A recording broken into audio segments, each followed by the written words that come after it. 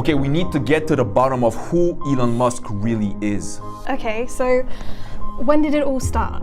It's not when or where, but who. It starts with the world's oldest supermodel. Her name is May, like the month, but with an E at the end. Thanks for spelling my name, Elon. Says May Haldeman immigrated from Canada to South Africa in 1950. 20 years later, she married Elon Musk, and a year after that, in 1971, Elon was born. He always was very curious, and when he started reading, anything he read, he memorized. I mean, he knew exactly what he'd read.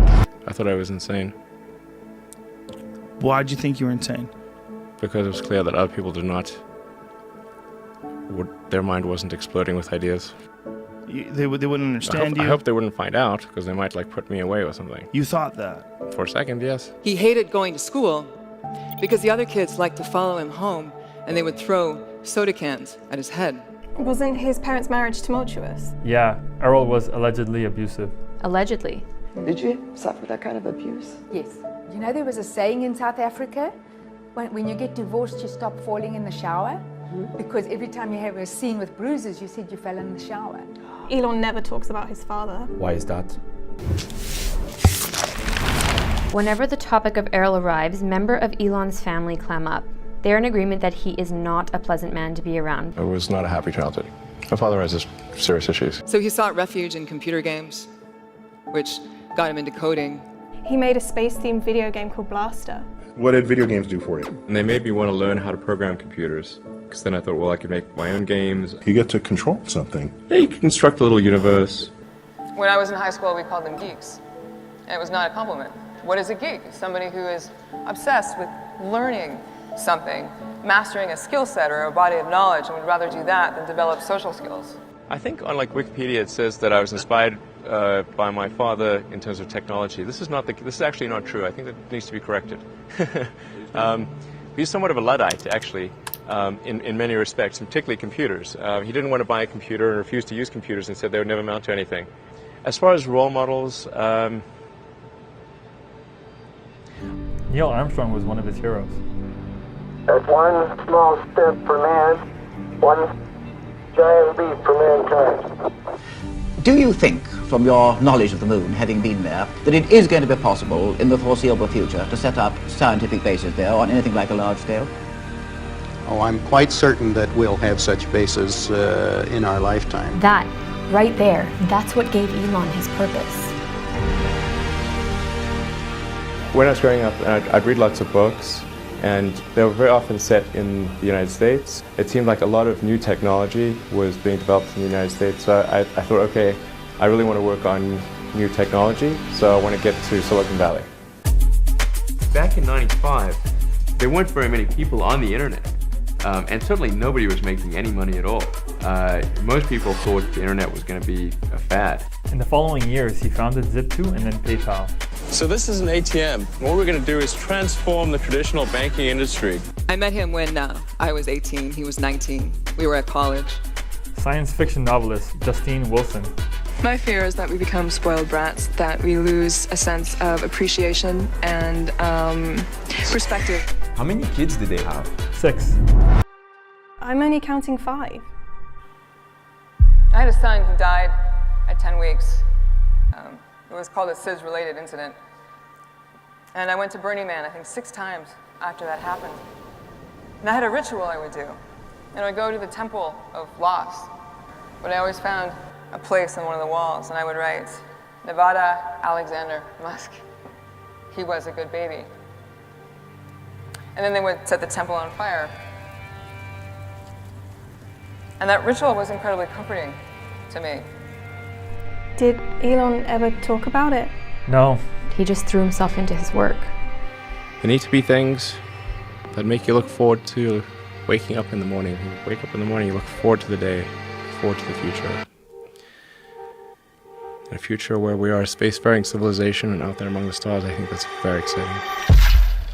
We create a parallel world to escape the world that rejects us, or the world that we find too painful to live in.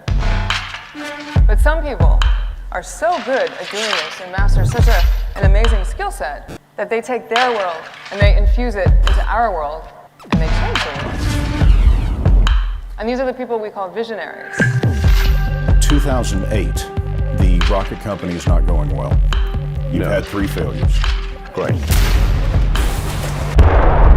The car company is hemorrhaging money. Yeah. Each month that passes is literally costs us tens of millions of dollars. I mean, we need to appreciate that. And the American economy has tanked in the worst recession since the Great Depression. Right. This is serious. This is a major threat to our economy. Move it there! What was that year like for you? And I'm getting divorced, by the way. Add to that. And then came the betrayal. Who betrayed him? SpaceX's lack of experience bothers some NASA legends, like Apollo astronauts Neil Armstrong and Gene Cernan. But having cut my teeth in rockets more than 50 years ago, I am not confident. Now is the time to overrule this administration's pledge to mediocrity. You know, there are American heroes who don't like this idea. Neil Armstrong, Gene Cernan, and I wonder what you think of that. I was very sad to see that because those guys are, those guys are heroes of mine, so it's really tough. They inspired you to do this, didn't they? Yes. And to see them casting stones in your direction. It's difficult. Did you expect them to cheer you on? So they're hoping they would.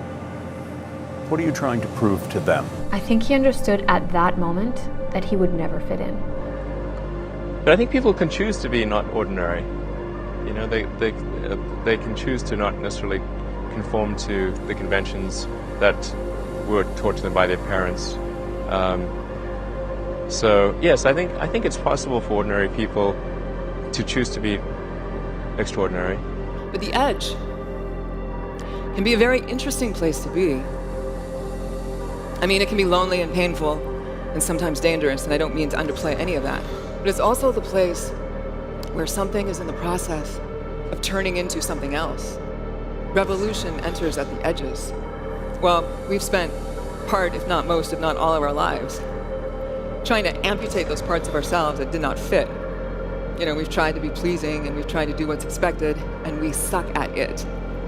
And we eventually reach a point where we realize that we are so depressed or stuck or numbed out that the only way to save ourselves is to figure out how to be ourselves on purpose.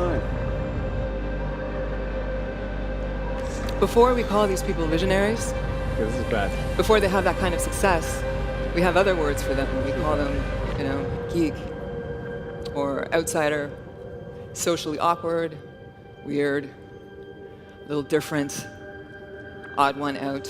When critics say you can't do this, your answer to them is, we've done it.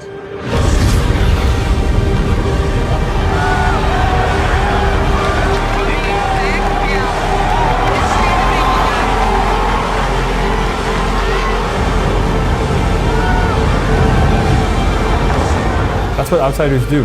They don't change the world from within by fitting in or conforming. They change the world by creating a new one.